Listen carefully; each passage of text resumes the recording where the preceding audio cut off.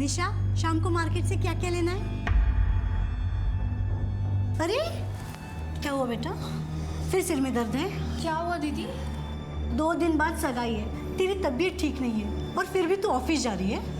हाँ, ऑफिस नहीं जा रही हूँ, वो एनजीओ ने कैंप लगाया हुआ है गांव में, वहाँ जा रही हूँ। अभी भी सिर में दर्द है ना? मैंने आपसे बोला है आप ये मेडिसिन खाना बंद करो और किसी डॉक्टर को दिखाओ। रितु मैं ठीक हूँ। तो ठीक नहीं है। मुझे लेट हो रहा है, मैं जा रही हूँ। अरे पर सुन तो सही में। बाय। सुनो बेटा, सुनो।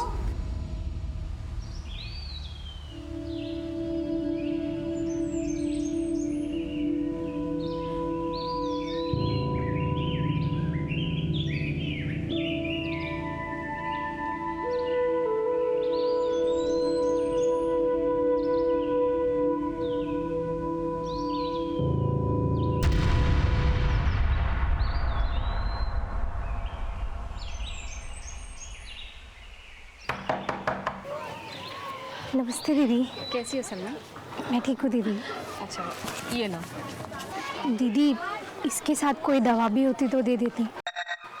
आजकल ना हमको बहुत चक्कर आ रहे हैं। सुना है कि तुम फिर से प्रेग्नेंट हो। अगर सही टाइम पे अपने पति को रोकती ना तो आज ये दिन नहीं आता सलमा। पहले से ही 3 बच्चियां हैं तुम्हारी और अब ये चौथा। अपनी सेहत पे ध्यान नहीं दोगी ना तो किसी दिन मर जाओगी।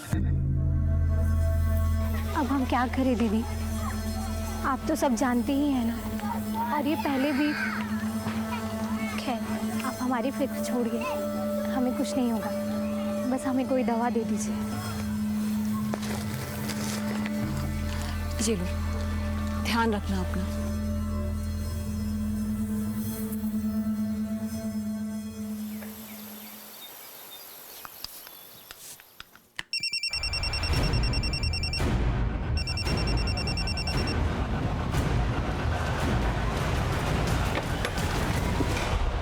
क्या हुआ माँ? मुझे यहीं कहीं से मोबाइल की आवाज आई। माँ आपके कान बज रहे हैं। क्या आपने मोबाइल दिलाया जो बजेगा? जब तक हाई स्कूल पास नहीं कर लोगे ना, मोबाइल नहीं मिलेगा। चलो अभी ट्यूशन जाओ जल्दी से, ट्यूशन के लिए लेट हो रहा है। चलो चलो चलो। हाँ हाँ जा रहा हूँ।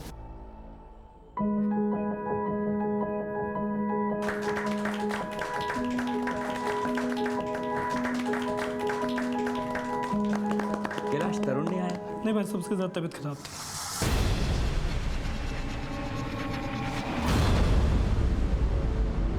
आइए सब लोग मुंह मीठा कर लीजिए।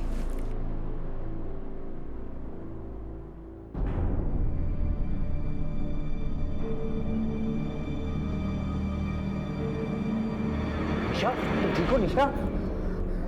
निशा, निशा, क्या हुआ? तबीयत ठीक है ना बेटा? हाँ, पानी लाना। हाँ, वो बस चक्कर आ गया था। क्या कह रहा है अग्रवाल? वही बोल रहा हूँ जो ये रिपोर्ट कह रही है। निशा 1 महीने की प्रेग्नेंट है।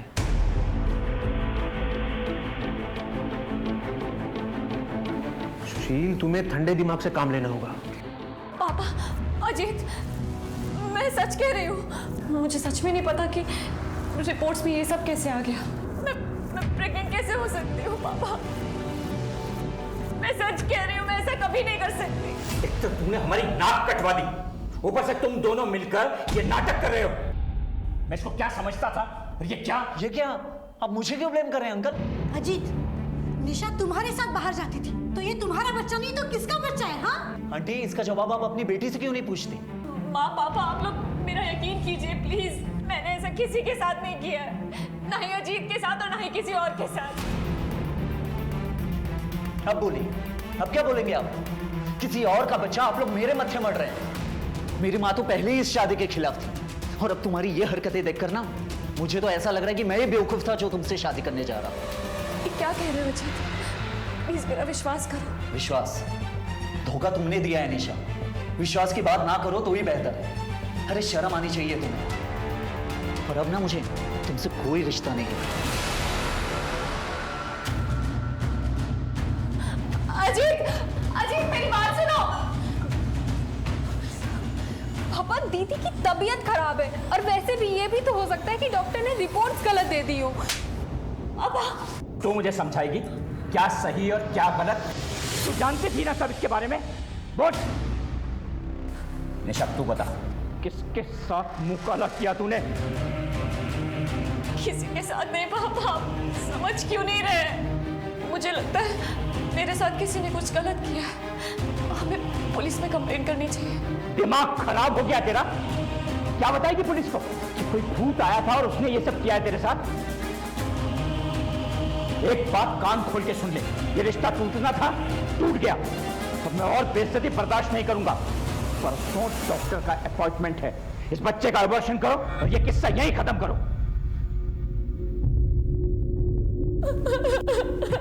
ऐसा कैसे हो सकता है कि एक औरत को पता तक ना चले कि वो मां बनने वाली, और ये तक ना मालूम हो कि वो उसके बच्चे का बाप कौन है? Is it possible?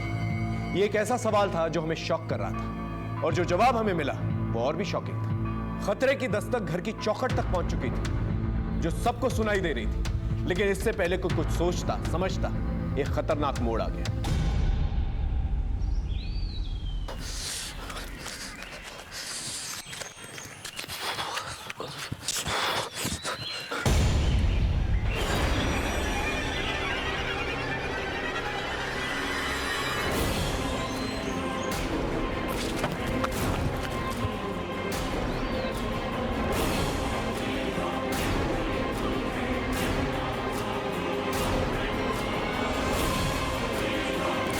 चलिए हटिए हटिए।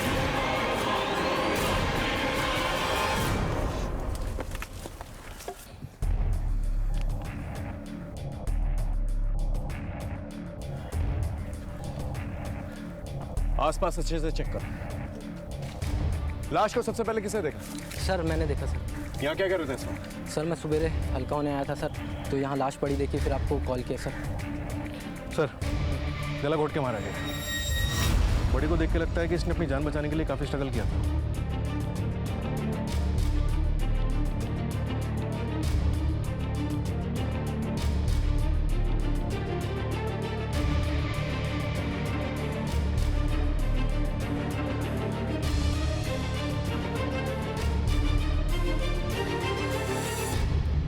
कोई पहचानता है इसे? पहचानते तो नहीं है, पर पास में ही गार्डन है सर यहाँ पे, तो वहाँ पे बहुत सारे लड़की लड़के आते रहते हैं सर, शायद वहीं की होगी सर।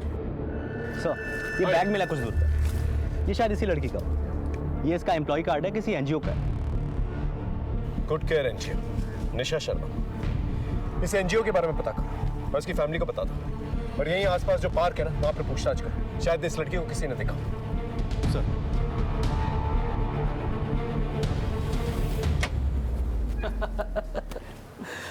अरे सॉरी। अरे कोई बात नहीं, थैंक यू। Thank you.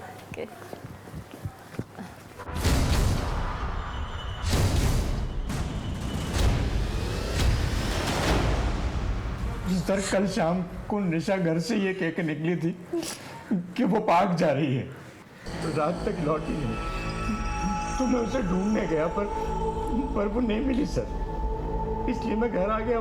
मुझे लगा कि वो घर आ गई होगी उसके साथ ये सब। पार्क में क्या करने गई थी? किसी से मिलने गई थी? सर निशा बस ये कहकर गई थी कि वो पार्क जा रही है और उसने कुछ नहीं बताया। ऋतु तुम कुछ कह रही थी कि निशा की बात का किसी ने भरोसा नहीं किया, वो कौन सी बात थी? वो प्रेग्नेंट थी सर। तो सर उसकी शादी नहीं हुई थी अब तक, और उससे ये पता भी नहीं था कि उसके होने वाले बच्चे का बाप कौन है। मतलब? सर उसने ये भी कहा था कि उसने ऐसा कभी कुछ किया ही नहीं जिसकी वजह से वो प्रेग्नेंट हो सके। तो फिर वो प्रेग्नेंट कैसे हुई? सर यही तो वो भी समझ नहीं पा रही थी। उसका कहना था कि किसी ने कुछ खिला पिला कर उससे ये सब किया है, पर हम लोग उसकी बात पे भरोसा नहीं कर पाए। हम भरोसा कर भी लेते तो कोई और करता क्या सर? अजीत से उसकी शादी भी इसीलिए टूट गई। आप लोग को हमारे पास आना चाहिए था। हो सकता है कि निशा सच बोल रही थी और इस बच्चे की वजह से उसकी जान ली गई, ताकि उसके बच्चे के बाप का राज ही रह जाए। उसका कोई करीबी या कोई बॉयफ्रेंड जिस पर उसे शक हो, जो ऐसा कर सकता हो, या फिर वो किसी को बचाने के लिए झूठ बोल रही हो? दीदी की शादी होने वाली थी अजीत से, अगर उसे पता होता तो वो अबॉर्शन नहीं करा लेती चुपचाप, ना सबको पता चलने का वेट करती और ना ही अपना तमाशा बनाती। ठीक है, आप लोग जा सकते हैं।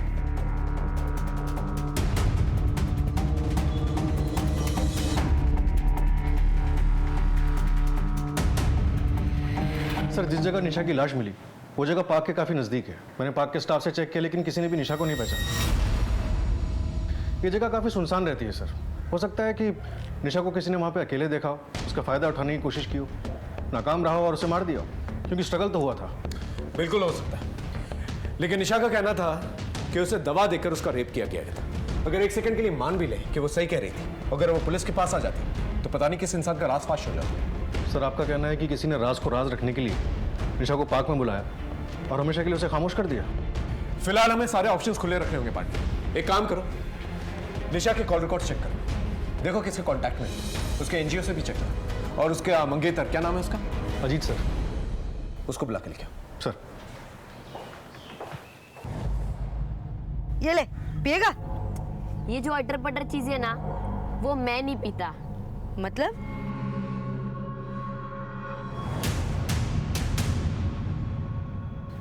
ये क्या है? ये बच्चों को बड़ा कर देती है। पिएगा? मैं नहीं पीता ये सब, तू पी। बड़ा बनने के लिए ना बड़े बड़े काम भी करने पड़ते हैं। सर, मैं ऐसा क्यों करूंगा? और निशा के साथ मेरा कोई फिजिकल रिलेशन नहीं था, और अगर सर ऐसा कुछ होता भी तो मैं अपने ही होने वाले बच्चे को क्यों नहीं एक्सेप्ट करता? हो सकता है तेरा मन भर गया उससे। सर, जब निशा ने खुद ये बात एक्सेप्ट किया है कि उसे खुद नहीं पता, मैंने ऐसा किसी के साथ नहीं किया है, ना ही अजीत के साथ और ना ही किसी और के साथ। तो आप मेरे बत्थे क्यों ये बात डाल रहे हैं? क्योंकि वो तुझ पे भरोसा करती थी, और इस भरोसे में तू उसे कुछ भी खिला के उसे एक्सप्लॉइट कर सकता था, और जब तुझे पता चला कि वो तेरा राज फाश कर देगी, तूने उसे हमेशा के लिए खामोश कर दिया। बकवास है ये सब। सर, मैं अपनी होने वाली बीवी के साथ सेक्सुअल असॉल्ट कैसे करूंगा? आखिरी बार कब मिला था निशा से? सब वो एंगेजमेंट के अगले दिन, जब मुझे निशा के प्रेगनेंसी के बारे में पता चला। ठीक है, अपने डीएनए टेस्ट के लिए आ जाना। अब जाओ।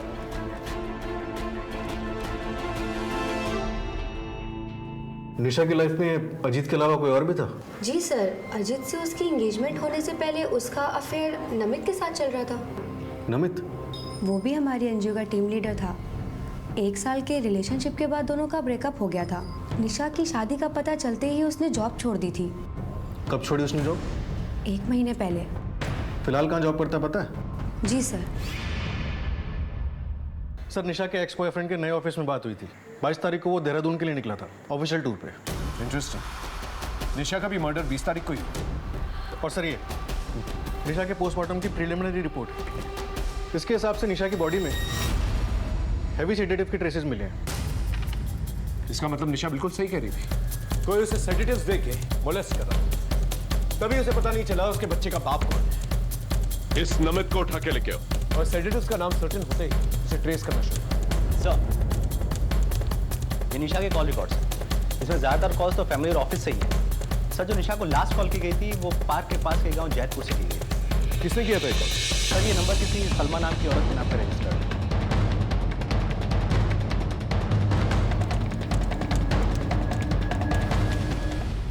साहब, मैं 3 महीना पेट से हूँ। उस दिन मैं घर पर ही गिर गई थी। गिरने की वजह से मुझे चोट लग गई, इसलिए मेरी तबीयत भी बहुत ख़राब हो गई थी। इसलिए मैंने उन्हें फ़ोन किया था दवा पूछने के लिए। दवा पूछने के लिए फ़ोन किया था या यहाँ बुलाया था?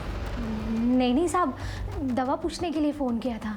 तो दीदी बोली वो यहीं पास में ही है, थोड़ी देर में खुद आ जाएंगी। लेकिन वो नहीं आई साहब, और कुछ देर बाद मेरी तबीयत भी ठीक हो गई, इसलिए मैंने गौर नहीं किया। निशा तुम्हारे एक फ़ोन कॉल पे इतनी रात को यहाँ आने के लिए तैयार हो गई, क्यों? ऐसा क्या खास था यहाँ? खास क्या होगा साहब, उस दिन यही दीदी की तबीयत खराब हो गई थी घर में, तो बस मैंने। दीदी क्या हुआ? आप ठीक तो है ना? बैठिए बैठिए, मैं पानी लेके आती हूँ। पानी। सलमा, मेरे बैग में एक दवाई है, निकाल दोगी? ठीक है, मैं निकालती हूँ। ये दवाई का नाम क्या था, कुछ याद है? हमें कैसे पता होगा साहब?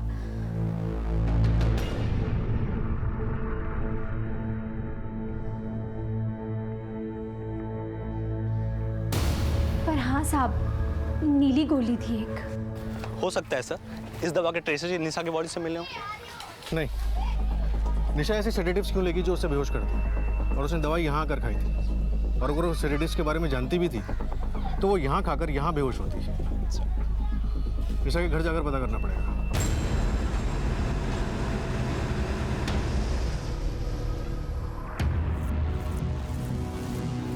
सर ये दवाई दीदी अपने माइग्रेन के लिए खाती थी, पर वो ये तभी लेती थी जब उसका सर दर्द कंट्रोल से बाहर हो जाता था। एसिड रम किसने रेकमेंड की थी ये दवाई? सर ये दवाई निशा बहुत टाइम से ले रही थी और हमारे एक फैमिली डॉक्टर ने इसे रेकमेंड की थी। उस डॉक्टर का एड्रेस चाहिए हमें। ये दवाई लैब में भेजो और देखो सेडेटिव के ट्रेसेस के साथ मैच करती है कि नहीं। जी सर। लेकिन सर हुआ क्या है, कुछ पता चला है क्या? सुशील जी, पोस्टमार्टम रिपोर्ट के हिसाब से निशा की बॉडी में काफ़ी हैवी बेहोशी की दवाई मिली। इसका मतलब वो सही कह रही थी, उसे कोई दवाई खिला के उसका रेप कर रहा था। मुझे लगता है मेरे साथ किसी ने कुछ गलत किया है। और शायद वो वाकई में नहीं जानती कि उसके बच्चे का बाप कौन है। हम चलते हैं। मेरी बच्ची सही कह रही थी, अगर हम उसकी बात पे ध्यान देते ना तो आज वो जिंदा होती। माँ,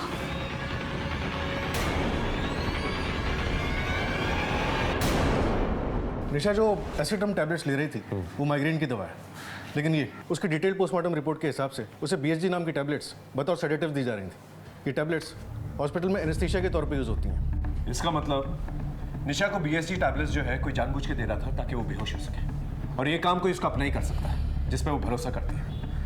अगर ये सेडेटिव्स जनरल यूज के लिए नहीं है तो इसकी सेल और परचेज भी लिमिटेड ही होगी। एक काम करो पांडे, इस सेडेटिव्स के रिटेल और डिस्ट्रीब्यूटर्स की लिस्ट बनाओ और पता करो कहाँ कहाँ डिस्ट्रीब्यूट की। सर, हाँ यार, निशा का एक्स बॉयफ्रेंड नमित आया है। लेके आओ सर। निशा की शादी का सुनते ही नौकरी छोड़ दी और उसका मर्डर होते ही देहरादून चले गए। कोई खास वजह? कोई खास वजह नहीं थी सर, दूसरी कंपनी में प्रमोशन मिल रहा था, और रही देहरादून की बात तो वो तो पहले से ही प्री प्लान था। प्री प्लान था या प्री प्लान किया? सर आप मुझ पे गलत शक कर रहे हैं। हमारा ब्रेकअप जरूर हुआ था, लेकिन मेरे दिल में निशा के लिए ऐसा कुछ भी नहीं था। वो बहुत ही अच्छी लड़की थी। तो ब्रेकअप क्यों किया? सर वो नमित, समझ में नहीं आ रहा है क्या ना मतलब ना? एक तो तुम्हारे नखरे झेलो, ये ना करो वो ना करो, जॉब ना करो, ऊपर से ये सब। तो क्यों झेल रही हो मेरे नखरे? अगर इतनी प्रॉब्लम है मुझसे तो खत्म करो ना सब। जब रिश्तों में मिलावट आ जाए ना तो ऐसे रिश्ते खत्म हो जाना ही बेहतर है। सर रिश्ता खत्म होने के बाद मुझे अपनी गलती का एहसास हुआ और मैंने निशा से माफी भी मांगी थी और निशा ने मुझे माफ भी कर दिया। माफी मांगकर कोई भी रिश्ता फिर से कायम किया जा सकता है, लेकिन जब तुझे पता चला कि वो प्रेग्नेंट है, तूने हमेशा के लिए उसे खामोश कर दिया। 1 साल का रिलेशन था हमारा, जब उसने मुझे तब अपने पास नहीं आने दिया तो अब क्यों आने देती? इतनी अच्छी लड़की के साथ ऐसा कौन कर सकता है? जानता है किसी को? सर जहाँ निशा की लाश मिली थी उसी गांव में हमारा 2 महीने पहले NGO का कैंप लगा था। वहां पर तूने बच्ची के हाथ में ये दिया, आके मुझसे पूछा कि अब्बू इसका क्या करते हैं? बोल, 10 साल की बच्ची है, क्या जवाब दूं इसका मैं? बोल। अरे पर लोगों में जागरूकता होना भी जरूरी है। मैडम जी, आपकी जागरूकता गई तेल लेने। अगली बार से अगर मेरी बीवी या बच्ची के आसपास नजर आई तो काट के नाले में फेंक देंगे, समझी? कौन सा गांव था? जैतपुर। ठीक है, तुम जा सकते हो। DNA टेस्ट के लिए सिविल हॉस्पिटल पहुंच जाते।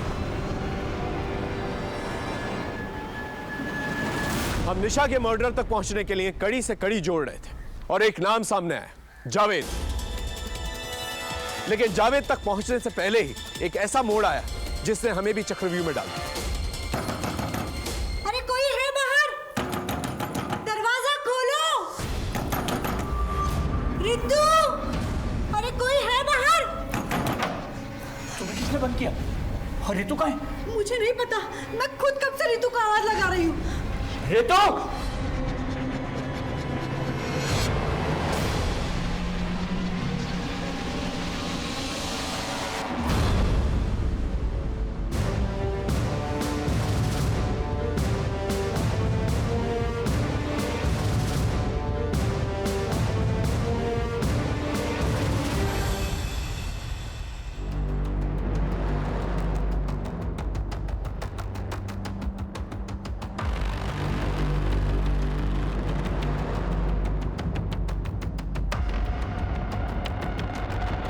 पांडे, ये सुसाइड नहीं, मर्डर है।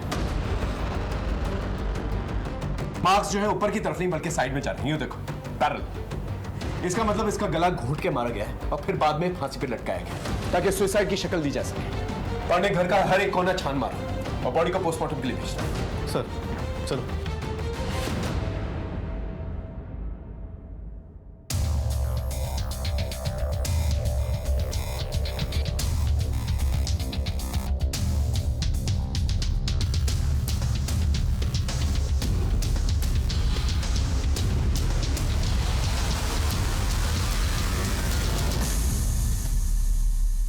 भाई साहब कैलाश, ये सब क्या हो गया भाई साहब?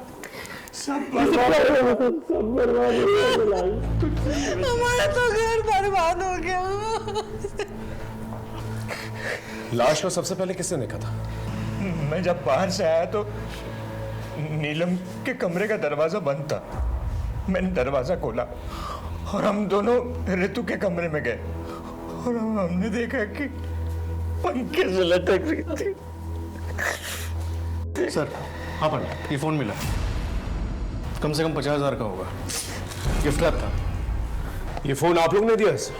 नहीं, ये तो ऋतु को गिफ्ट मिला था। उसकी सहेली ने उसे गिफ्ट किया था। सहेली का नाम जानती हैं? नहीं। ठीक है।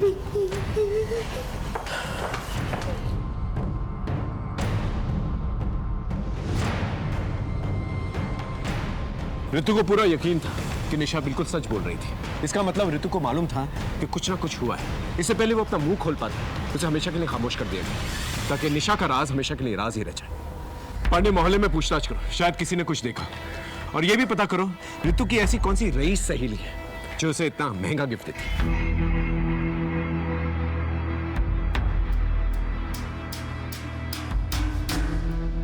पांडे, इस रईस सहेली के बारे में कुछ पता चला? वो हम पता कर रहे हैं सर, लेकिन जो फिलहाल पता चला है वो ज़्यादा शॉकिंग है। जिस जावेद ने निशा पर हमला किया था, उसे जान से मारने की धमकी दी थी, उसका इस केस से कुछ अलग ही कनेक्शन निकल कर आ रहा है। कैसा कनेक्शन? सर, इस जावेद की बीवी का नाम है सलमा, और ये सलमा वही है जिसके फ़ोन करने पर निशा उस रात वहाँ पहुँची थी। मैंने कुछ नहीं किया साहब, मैंने कुछ नहीं किया साहब। बोल। बताता हूँ साहब, उसका जो है ना मेरे परिवार में बहुत ज़्यादा दखल हो गया था साहब। उसकी बातें सीख के सलमा कहती थी कि बच्चे ना पैदा करो साहब। हद तो तब हो गई साहब जब उसने मेरी छोटी बच्ची को भी सिखाना चालू कर दिया साहब। बाप हूँ साहब बच्ची का, गुस्सा आ गया था साहब। बस इसलिए अपने परिवार से दूर रखने के लिए साहब उसको मैंने धमकी दी थी साहब। दूर रखने के चक्कर में दुनिया से दूर कर दिया उसे? अरे नहीं नहीं नहीं नहीं नहीं नहीं नहीं साहब, नहीं नहीं। आप बताओ, ऐसा करना होता तो 1 महीने पहले करते साहब। सड़ने दो उसे जेल में, जब इसे कुछ याद आएगा ना खुद बकेगा। माफ कर दीजिए साहब, माफ कर दीजिए साहब। सर, आपकी बात सही थी, ऋतु ने सुसाइड नहीं किया, उसका मर्डर करके उसे फांसी पे लटकाया गया था। और एक बात सर, ये ऋतु भी निशा की तरह सेक्सुअली एक्टिव थी। कमाल, ये दोनों बहनें सेक्सुअली एक्टिव थी और दोनों का ही मर्डर हो जाता और माँ बाप को कुछ पता तक नहीं चला। इस ऋतु की बॉडी में सेडेटिव्स मिले हैं क्या? नहीं सर। मतलब इसका भी अफेयर था। हो सकता है कि ये दोनों बहनों का एक ही लड़के के साथ अफेयर था और इसी लड़के ने दोनों बहनों को मार दिया। सर, ऋतु के दोस्तों से बात की थी।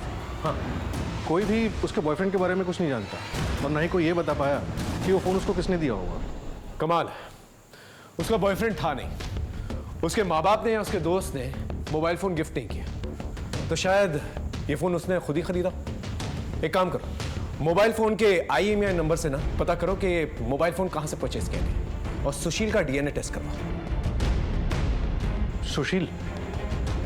लेकिन क्या वो ऐसा करेगा अपनी बेटियों के साथ? जिस दिन निशा का मर्डर हुआ था वो पार्क में था और ऋतु की भी लाश सबसे पहले उसी ने देखी। ये प्रेगनेंसी तो एक छलावा है, असल बात तो कुछ और है।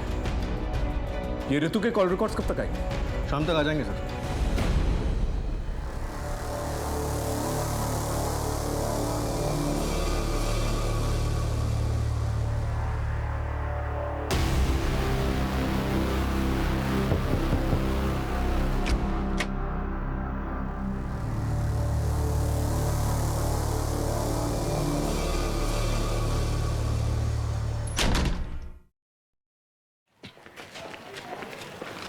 सर, हाँ, निशा की तरह ऋतु के कॉल रिकॉर्ड से भी कुछ नहीं मिला।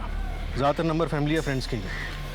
लेकिन एक बात अनयूजुअल है सर, मोबाइल के ज़माने में भी ऋतु को पीसीओ से बहुत फ़ोन आते थे, वो भी अलग अलग लोकेशन के पीसीओ से। ये जो भी पीसीओ से ऋतु को फोन आते थे उन सबको क्रॉस चेक करो। देखो शायद किसी को कुछ याद हो कि ऋतु को कौन फोन किया करता था। एक बात और सर, हाँ, इस केस से जुड़े हुए हमने सभी लोगों के सेलफोन लोकेशन चेक किए।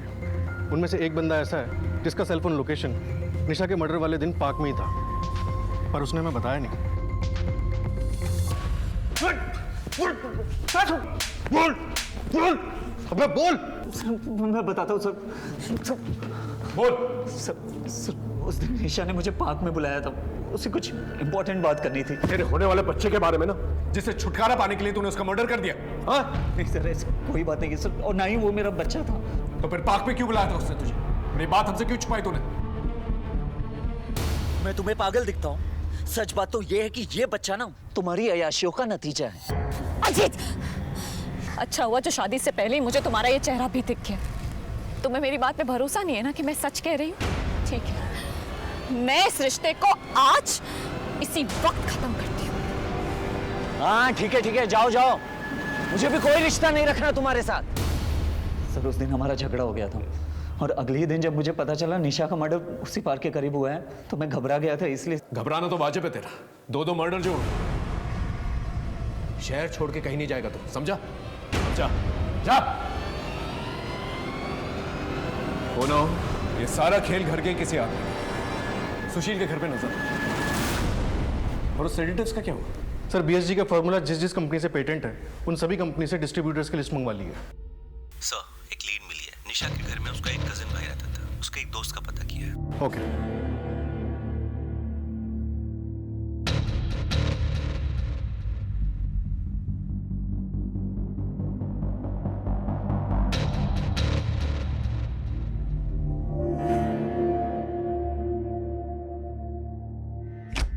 कब से आ रहा तू यहाँ पे? सर मेरा तो इस घर में आना जाना लगा ही रहता है, सारा सामान मेरे यहीं से तो जाता है। क्या हुआ सर? चल आजा, कुछ बातें करेंगे। सर 1 महीने पहले तक निशा का कजिन तरुण उनके साथ ही रहता था, मेरा दोस्त बन गया था, मगर 1 महीने पहले निशा ने उसको घर से निकाल दिया था। ये ले अपना बैग पकड़ और निकल यहाँ से। दीदी प्लीज प्लीज दीदी। ये क्या कर रहा है? दीदी आई रियली सॉरी दीदी, प्लीज प्लीज। छोड़ मुझे। दीदी प्लीज। तू तो शुक्र मना कि सिर्फ चाचा जी को पता है और किसी को नहीं। और हाँ, जिसको जो बताना होगा मैं खुद बताऊंगी, समझ रहा है तू? निकल यहाँ से। दीदी आई रियली सॉरी दीदी, प्लीज अब आगे से कभी नहीं होगा दीदी, सॉरी प्लीज। कोई सॉरी वॉरी नहीं दीदी। ये बैग पकड़ दीदी, दीदी प्लीज और निकल यहाँ। प्लीज दीदी प्लीज निकल यहाँ से, समझ में नहीं आ रहा तुझे? दीदी प्लीज दीदी। तो तू क्या कहना चाहता? तरुण ने किया है सब? मैं क्या बोलूं? सच बता वरना हलक से ना जुबान निकालूंगा। बोल। सर वो तरुण सर वो पोर्न वीडियो का बहुत शौकीन था, एडिक्ट था एकदम। मेरी ही दुकान से रिचार्ज करवाता और 4 दिन में ही पूरा इंटरनेट पैक खत्म कर देता था पोर्न वीडियो देखकर। मगर उसकी कोई गर्लफ्रेंड नहीं थी। तो क्या? बोल। हो सकता है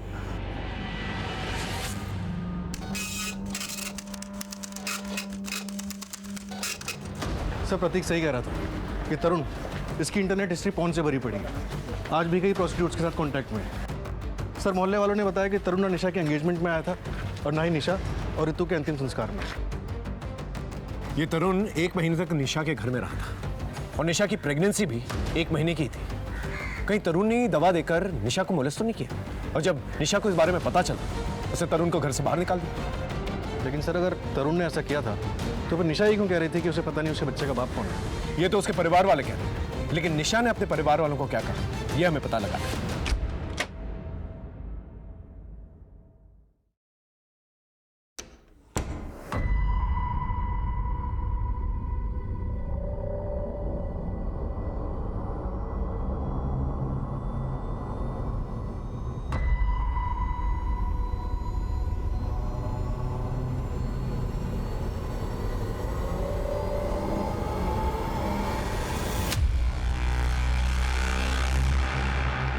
झूठ बोलता है। पूरी इंटरनेट की हिस्ट्री तेरी पॉर्न से भरी हुई है। प्रोस्टिट्यूट के साथ रेगुलर कांटेक्ट में रहता है और तू कह रहा है कि तूने कुछ नहीं किया।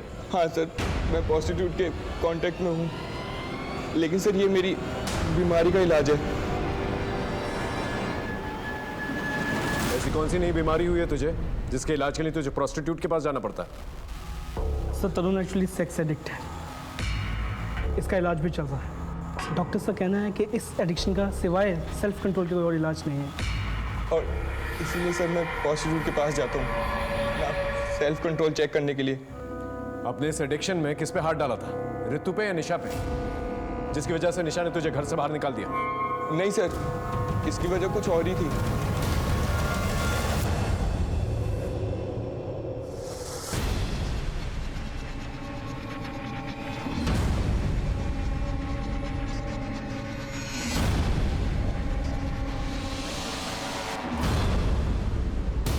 और सर मैं इसी इंसिडेंट के बाद अपने घर लौट आया था और निशा दीदी ने पापा को छोड़कर किसी और को ये बात नहीं कही थी। निशा रेड लाइट एरिया में क्या कर रही थी? सर वो तो मुझे नहीं पता, लेकिन जब मैं निशा दीदी के घर में रहता था तो कई बार कुछ अजीब गरीब हुआ था।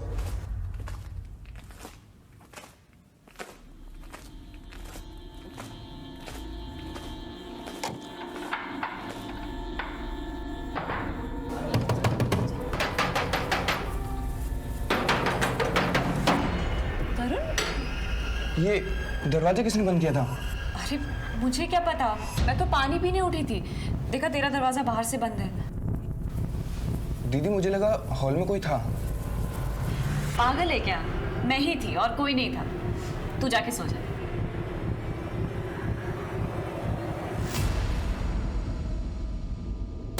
सर आई एम श्योर वहाँ कोई तो होता था। ये एक बार नहीं कई बार हुआ था। जब भी मेरा दरवाजा रात में बाहर से बंद होता था तो बाहर कोई ना कोई होता था और मेरे रूम का दरवाजा निशा दी या ऋतु में से कोई एक खोलती थी। ठीक है, तुम्हारा डीएनए टेस्ट करना होगा।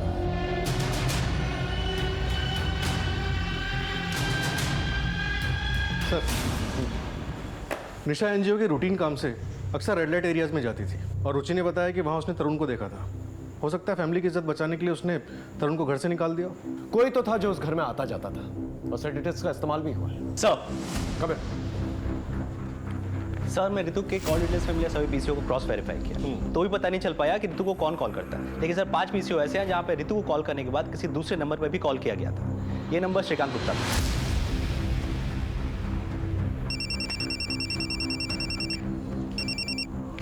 हेलो,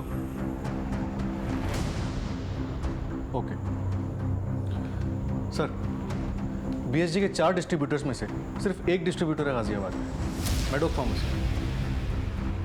तुम फार्मेसी जाओ। सर। पांडे, इस श्रीकांत गुप्ता के घर जाके देखो। सर। सर ये नंबर तो हमारा नहीं है। आपके आईडी पर रजिस्टर्ड है ये नंबर? मेरे आईडी पे? आप दोनों के अलावा कौन कौन रहता है घर में? सर घर में मैं, मेरी पत्नी और मेरा बेटा, बस।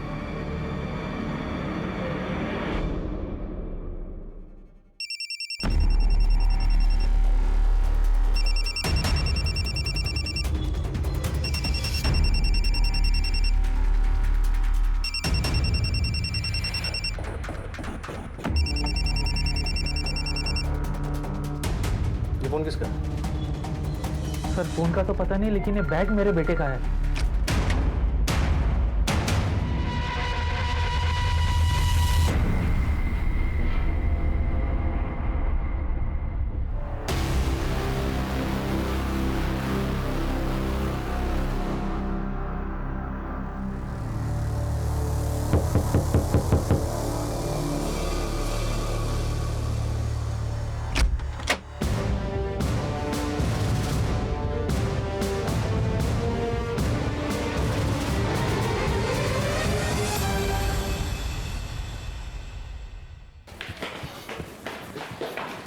आप बता सकते हैं इस बीएसजी दवा का डिस्ट्रीब्यूशन आपकी कंपनी में किसके जिम्मे है? Wait sir.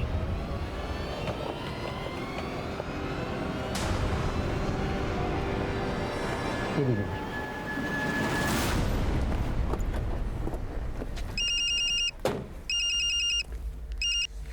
सर, उस आदमी की लोकेशन ट्रेस हो गई है जिसके पास मेडॉक कंपनी के बीएसजी मेडिसिन के डिस्ट्रीब्यूशन का जिम्मा था। ये आदमी हाथ से नहीं निकलना चाहिए दीपक।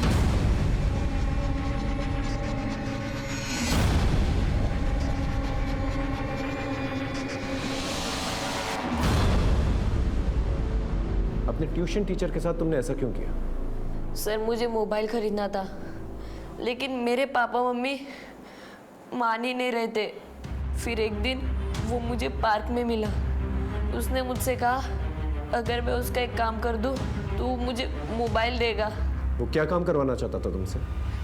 सर राहुल को उसने अपनी जाल में फंसा के मुझे ड्रग्स दिलवाए।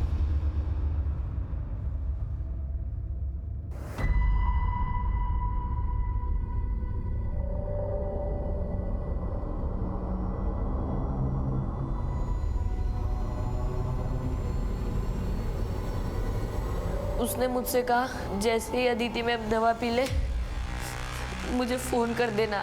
मैंने ऐसे ही किया। वो मुझे ड्रग्स देकर मुझ पे रेप करता रहा और उसने वीडियोस बना ली और फिर मुझे ब्लैकमेल करता रहा। क्या नाम है उसका?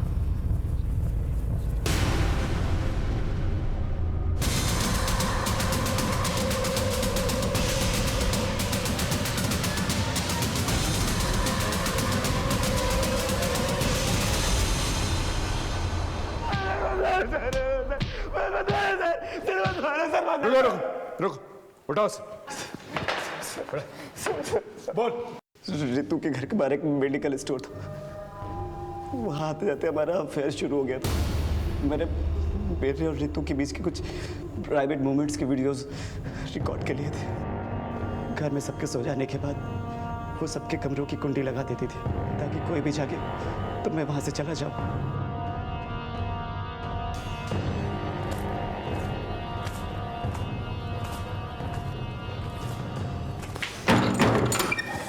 अरे रितु, तू यहाँ क्या कर रही थी रात को? मैं पानी पीने आई थी। अच्छा।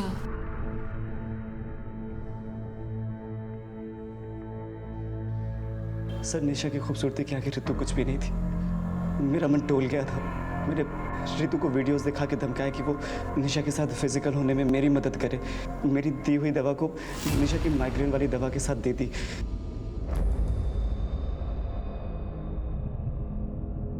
प्लीज ऐसा मत। चुप कर।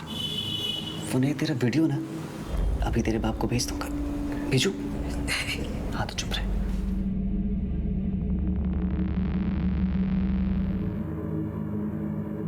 सब कुछ मेरे हिसाब से चल रहा था मगर निशा प्रेग्नेंट हो गई और चीजें बदल गई। रितु ने आके मुझे बताया कि निशा को उस पर शक हो गया है। मैंने आज तक कभी किसी के हाथ से कुछ नहीं खाया। सिर्फ तुम ही मुझे दवाई देती हो। कहीं तुमने ही तो ये सब। ये क्या बोल रही दीदी? इसलिए मैंने उसे ठिकाने लगाने का प्लान बना लिया। 2-3 दिन मैंने उसका पीछा किया। फिर वो मौका आ गया जिसकी मुझे तलाश थी। वो सुनसान रास्ते में अकेले जा रही थी। रितु को क्यों मारा? रितु को शक हो गया था कि मैंने निशा का मर्डर किया है और पुलिस को जब ये पता चला कि निशा को सिलेक्ट्री देकर उसका रेप किया गया, रितु डर गई। हमें ना पुलिस को सब कुछ सच सच बता दो। देख, किसी को कुछ भी पता नहीं चलेगा। बस तुम अपना मुंह बंद रखना। रितु इतने डर गई थी कि अगर पुलिस उससे एक बार भी पूछताछ करती तो वो सब कुछ उगल देती और मैं ये रिस्क नहीं लेना चाहता था।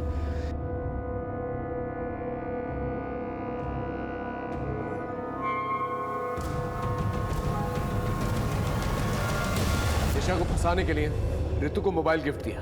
उस तरह से अदिति को फंसाने के लिए तूने एक 13 साल के बच्चे का इस्तेमाल किया। शर्म नहीं आई तुझे? डर नहीं लगा? मैं अपनी लत से मजबूर था।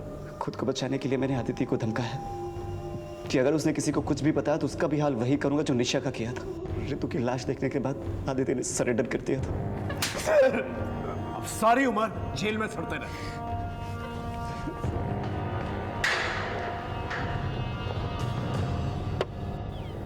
देखा आपने कितनी दस्तकें मिली। निशा का अपनी तबीयत को इग्नोर करना ये एक दस्तक थी। निशा का ये बार बार कहना कि उसे नहीं पता उसके बच्चे का बाप कौन है। मैं प्रेग्नेंट कैसे हो सकती हूँ पापा? और उसके फैमिली मेंबर्स को इस दस्तक को इग्नोर करना। निशा के माँ बाप को पुलिस की हेल्प लेनी चाहिए थी। मोबाइल फोन का सीक्रेटली इस्तेमाल करना ये भी एक बहुत बड़ी दस्तक थी। बच्चों पे नजर रखना बहुत जरूरी है क्योंकि कोई भी उन्हें बहला फुसलाकर गलत काम करवा सकता है। अजय ने जब रितु को ब्लैकमेल करना शुरू किया तो वो पुलिस की मदद ले सकती थी, लेकिन वो चुप रही और अजय का शोषण सहती रही और उसी चुप्पी की वजह से निशा भी अजय का शिकार बनी। इसलिए चौकन्ना रहना बहुत जरूरी है। फिर मिलेंगे एक नए केस के साथ। तब तक देखते रहिए क्राइम पेट्रोल दस्तक। मकसद बताना नहीं, बचाना है। और हाँ, एक और बात, मंगलवार 27 नवंबर से क्राइम पेट्रोल दस्तक एक नए समय पर दिखाया जाएगा, रात को 10:30 बजे।